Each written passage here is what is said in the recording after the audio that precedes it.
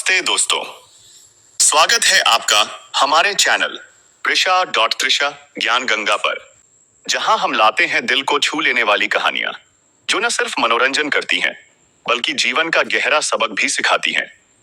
आज हम आपके लिए लेकर आए हैं एक ऐसी कहानी जो नीलकंठ ने बताया कि सच्चा दान क्या होता है। कहानी बहुत ही ज्ञानवर्धक होने वाली है दोस्तों, इसलिए वीडियो के अंत तक बने रहें तो तैयार हो जाइए, क्योंकि यह कहानी आपके दिल को छूने वाली है। प्राचीन काल की बात है। एक नदी के किनारे बहुत ही सुंदर नगर बसा था और नदी के तट पर एक प्राचीन वट वृक्ष की शाखाओं पर नीलकंठ और उसकी पत्नी का छोटा सा संसार बसा था। नीलकंठ एक नीले पंखों वाला पक्षी अपनी बुद्धिमत्ता और कहानी कहने की कला के लिए जाना जाता था। उसकी पत्नी सुलक्षणा हमेशा उत्साहित रहती थी और जीवन के गहरे सवालों को तलाशती थी। एक दिन सूर्यास्त के समय जब आसमान नारंगी और गुलाबी रंगों से सजा था, सुलक्षणा ने नीचे खेतों में एक बुजुर्ग किसान को देखा। वह किसान जिसके चेहरे पर मेहनत की लकीरें थीं और भूख की तड़प थी। जैसे ही वह किसान खाना खाने बैठा, एक भूखे भिखारी आ गया और उस किसान ने अपनी रोटी उसे दे रहा था। नीलकंठ, सुलक्षणा ने अपनी चोंच हिलाते हुए कहा, यह किसान इतना भूखा और गरीब है, फिर भी उसने अपना भोजन उस भिखारी को क्यों दे दिया? क्या उसे अपनी भूख की चिंता नहीं? नीलकंठ ने अपनी चमकदार आंखों से सुलक्षणा की ओर देखा और मुस्कुराया। सुलक्षणा, यह सवाल तुम्हारे हृदय की गहराई को दर्शाता है। आज मैं तुम्हें एक ऐसी कहानी सुनाऊंगा जो बताएगी कि सबसे उत्तम दान क्या होता है। यह कहानी है कैलाश की, जो सच्चे दान की खोज में निकला और जीवन का सबसे बड़ा सबक सीखा। सुलक्षणा ने अपनी पंख फड़फड़ाए और उत्साह से कहा, बताओ, मैं सुनने को तैयार हूं। नीलकंठ ने अपनी चोंच से एक छोटा सा तिनका उठाया, मानो वह कहानी की शुरुआत का संकेत हो, और शुरू किया। कैलाश की यात्रा, सच्चे दान की खोज। चंदनपुर का कैलाश। चंदनपुर एक छोटा सा गांव, जहां सुबह की हवा में मिट्टी की सौंधी खुशबू और फूलों की महक घुली रहती थी। वहां रहता था कैलाश, एक मेहनती लकड़हारा जिसके मजबूत कंधों पर जंगल की कहानियां बसती थीं। उसका घर मिट्टी का बना था, जिसमें एक छोटी सी रसोई और दो साधारण पलंग थे। लेकिन उसकी जिंदगी में कमी थी, न भोजन की बहुतायत, न ही कपड़ों की। उसकी पत्नी माया अक्सर चिंता में डूबी रहती थी। कैलाश, हमें शहर चलना चाहिए, माया ने एक दिन बाजरे की रोटी बनाते हुए कहा। वहां काम मिलेगा और शायद हमारी जिंदगी बेहतर हो जाए। कैलाश ने अपनी कुल्हाड़ी तेज करते हुए जवाब दिया। माया, शहर की चमक मुझे नहीं भाती। यह गांव, यह जंगल, यही हमारा असली ठिकाना है। मैं इस शांति को नहीं छोड़ सकता। माया ने एक गहरी सांस ली और चुप हो गई। वह जानती थी कि कैलाश का दिल इस गांव की मिट्टी से गूंथा था। जंगल की रहस्यमयी घटना। एक सुनहरी सुबह, जब सूरज की किरणें पत्तियों से छनकर जंगल को रोशन कर रही थीं, कैलाश लकड़ी काटने निकला। उसने अपनी कुल्हाड़ी उठाई और एक मोटे पेड़ पर जोर से वार किया। तभी एक गहरी आवाज ने जंगल को हिला दिया। रुक जा मूर्ख! कैलाश चौंक गया। उसने देखा एक साधु, जिसके लंबे जटाएं और चमकती आंखें थीं, उसके सामने खड़े थे। साधु का चेहरा क्रोध से लाल था। तुमने मेरी तपस्या भंग कर दी, साधु ने गर्जना की। इस अपराध के लिए तुम्हें कुत्ता बनना होगा। कैलाश के पैरों तले जमीन खिसक गई। उसने गिड़गिड़ाते हुए कहा, महाराज, मुझसे भूल हो गई, कृपया मुझे माफ करें। साधु ने आंखें बंद की और शांत स्वर में बोले, श्राप तो अब टल नहीं सकता, लेकिन एक उपाय है। तुम्हें दो ऐसे लोगों का बचा हुआ भोजन खाना होगा जो सबसे उत्तम दान करते हो। अगर तुम ऐसा कर सको तो श्राप टूट जाएगा। कैलाश का दिल धक धक कर रहा था। उसने साधु के चरण छुए और जंगल से बाहर निकला। लेकिन तभी उसका शरीर बदलने लगा। उसकी पीठ झुक गई, बाहें छोटी हो गईं, और देखते देखते वह एक काले कुत्ते में बदल गया। श्राप से मुक्ति की खोज।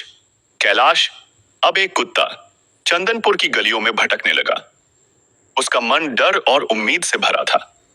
उसे साधु की बात याद थी, दो लोगों का बचा हुआ भोजन जो सबसे उत्तम दान करते हो।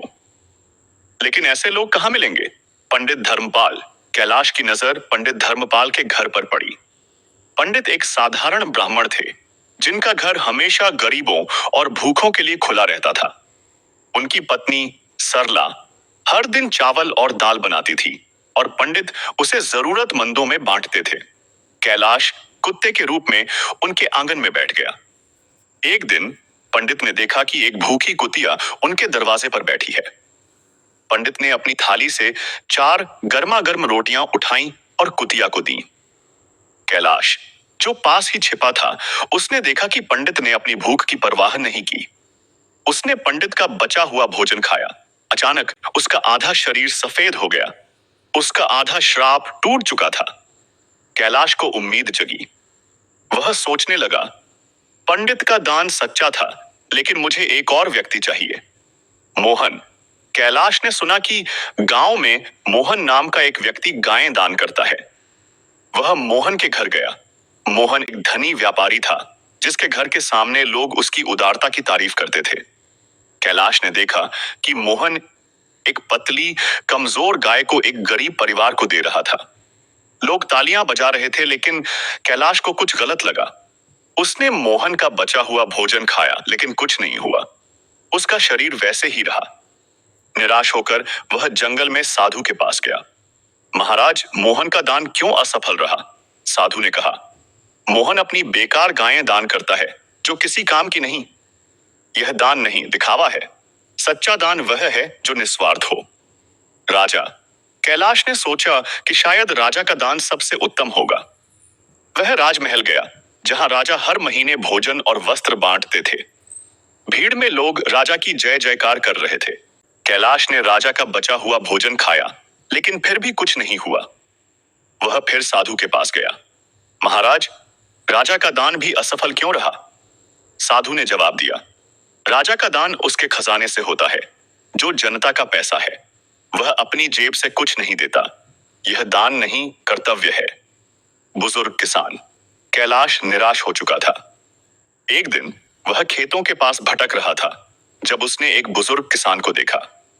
उस किसान के कपड़े फटे थे और चेहरा मेहनत की झुर्रियों से भरा था।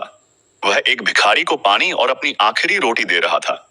कैलाश ने उसका बचा हुआ भोजन खाया। अचानक उसका शरीर चमकने लगा। उसका कुत्ते का रूप गायब हो गया और वह फिर से इंसान बन गया।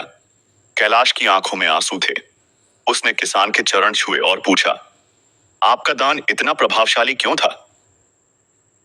किसान ने मुस्कुराते हुए कहा, बेटा, मैंने जो दिया वह मेरी मेहनत का था। मैंने अपनी भूख को भुलाकर उस भिखारी की भूख मिटाई। दान का मूल्य उसकी भावना में होता है। पंडित की दूसरी कहानी। कैलाश ने पंडित धर्मपाल की एक और कहानी सुनी, जो गांव में चर्चा का विषय थी। एक दिन जब पंडित ने एक भूखी कुतिया को अपनी रोटियां दी थीं, एक राजा ने उनके पास आकर कहा, पंडित जी, आपका यह पुण्य मुझे दे दीजिए। मैं आपको सोना चांदी दूंगा। पंडित ने मुस्कुराकर मना कर दिया, महाराज, पुण्य बिकता नहीं। यह मेरे हृदय की शांति है। कुछ दिन बाद एक संत पंडित के पास आए और उन्हें एक छोटी सी पोटली दी। जब पंडित ने उसे खोला तो उसमें हीरे मोती चमक रहे थे। संत ने कहा, यह तुम्हारे निस्वार्थ दान का फल है। कैलाश की वापसी। कैलाश अपनी पत्नी माया के पास लौटा। उसने उसे सारी कहानी सुनाई। माया की आंखें आंसुओं से भर गईं। कैलाश, अब मैं समझी कि सच्चा दान क्या होता है। यह वह नहीं जो हम दिखावे के लिए करते हैं, बल्कि वह जो हमारे हृदय से निकलता है। नीलकंठ और सुलक्षणा का संदेश। नीलकंठ ने अपनी कहानी समाप्त की और सुलक्षणा की ओर देखा। तो सुलक्षणा, अब तुम समझी कि उस किसान ने अपना भोजन क्यों दिया। सुलक्षणा ने अपने पंख फड़फड़ाए। हाँ नीलकंठ, सच्चा दान वह है जो बिना स्वार्थ के अपनी जरूरतों को त्याग कर किया जाए। पंडित और किसान इसका जीता जागता उदाहरण है। कहानी का अर्थ। यह कहानी हमें सिखाती है कि सच्चा दान वही है जो निस्वार्थ भाव से अपने हृदय की गहराई से किया जाए। दान का मूल्य उसकी मात्रा में नहीं, बल्कि उसकी भावना और जरूरतमंद की स्थिति में होता है। कैलाश की यात्रा हमें दिखाती है कि दिखावे या स्वार्थ से किया गया दान, जैसे मोहन और राजा का, कोई पुण्य नहीं देता। लेकिन पंडित और किसान जैसे लोग, जो अपनी भूख और जरूरतों को भुलाकर दूसरों की मदद करते हैं, ईश्वर की कृपा और सच्चा सुख पाते हैं। निस्वार्थ दान से मन को सुकून मिलता है। सच्चा दान ईश्वर की नजर में अनमोल होता है। छोटी सी मदद से किसी की जिंदगी बदल सकती है। दान से जीवन सार्थक और पूर्ण होता है। मन की शांति और अंतर आत्म से खुशी, दूसरों का आशीर्वाद और समाज में सम्मान, ईश्वर की कृपा और जीवन में सुख। दोस्तों, अगर आपको यह कहानी पसंद आई तो हमारे चैनल प्रीशा ट्राइशा गंगा को सब्सक्राइब करना न भूलें। हर हफ्ते हम लाते हैं ऐसी ही मजेदार और प्रेरणादायक कहानियां जो आपके दिल को छू जाएंगी। अपनी राय कमेंट में जरूर बताएं और इस वीडियो को अपने दोस्तों और परिवार के साथ शेयर करें। तो मिलते हैं अगली कहानी में। तब तक खुश रहें, प्यार बांटें और सच्चे मन से दूसरों की मदद करें। नमस्ते।